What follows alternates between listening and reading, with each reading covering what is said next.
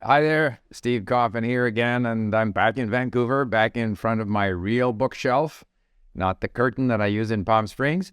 And today I want to talk about a question or answer a question that I get very often, and that is, which language should I study?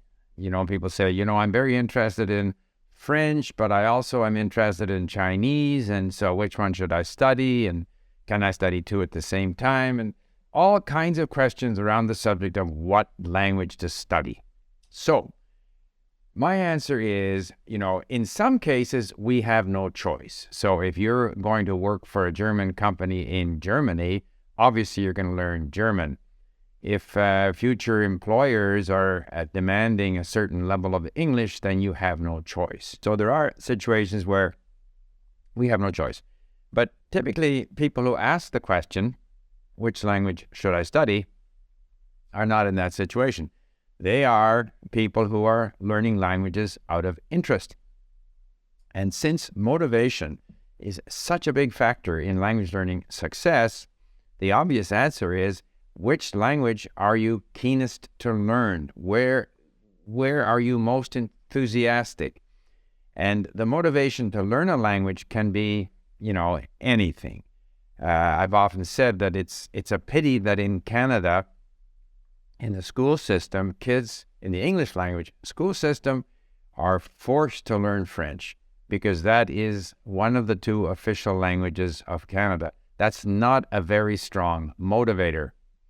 To some extent, I believe it doesn't matter what you study, because once you get going, once you start learning languages, and you know how to learn languages, and you've done it once, and you've been successful, you can learn as many languages as you want, and as you have time for.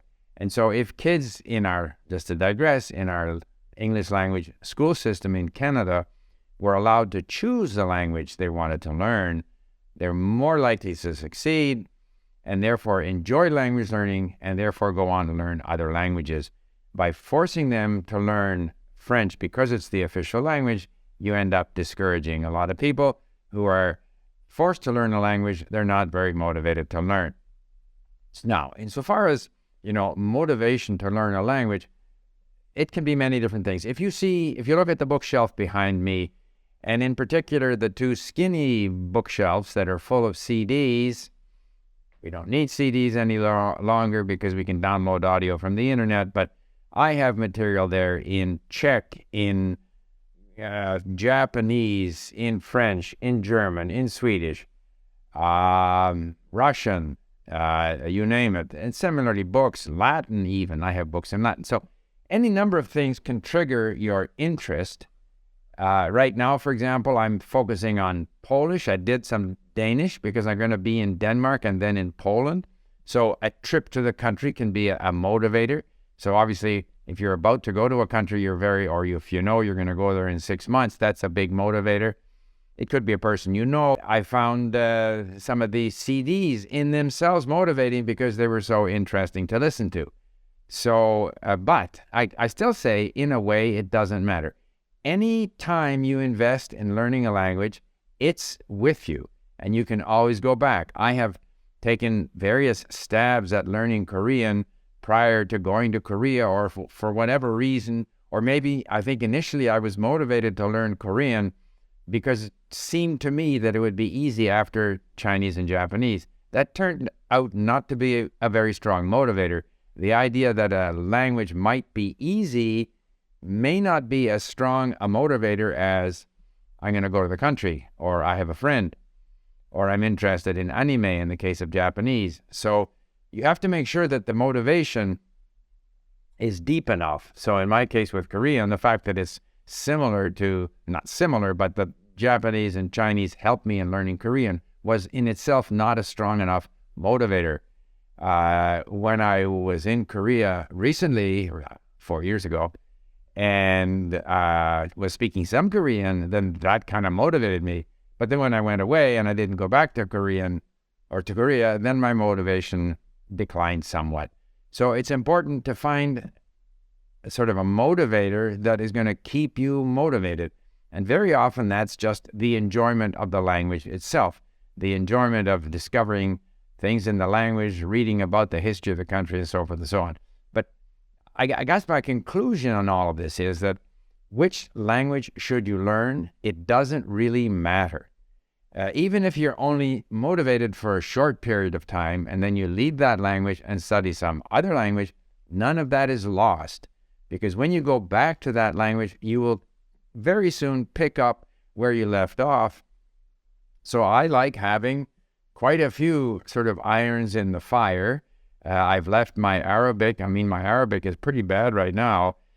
I was a lot better even a year ago, but then I've spent more time on Persian, and I'm spending time on, I was spending time on Danish and now on Polish. All good. You don't lose anything. And as for this question of should I study two languages at the same time or not, again, it depends on your motivation. Obviously, if you stay with one language, you're going to learn that language faster. If you try to do two languages at the same time, you will discover a little bit about two languages, but you won't progress as far in the one language. Although, sometimes, if you feel that you're not making progress in one language and then you go to a second language and it's fresh and new for you, and so you have a sense of achievement in that language, then when you go back to the first one, you're kind of refreshed, the batteries are charged up, and you quickly pick up where you left off and drive forward. So I guess my conclusion is, if you are in a situation where you have to learn a language, then try to find something motivating about the language because you're going to have to learn it. On the other hand, if you're in the position where you have the luxury of choosing which language to learn, go with your mood of the moment. If you're more motivated to learn language A at a certain point in time, go for it. When the motivation for that language seems to sag a bit, go and do another language, a language you're very motivated to learn. You can always come back to the first one. Nothing lost.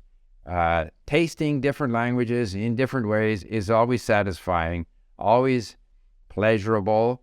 And the main thing is not to worry about how well you're doing.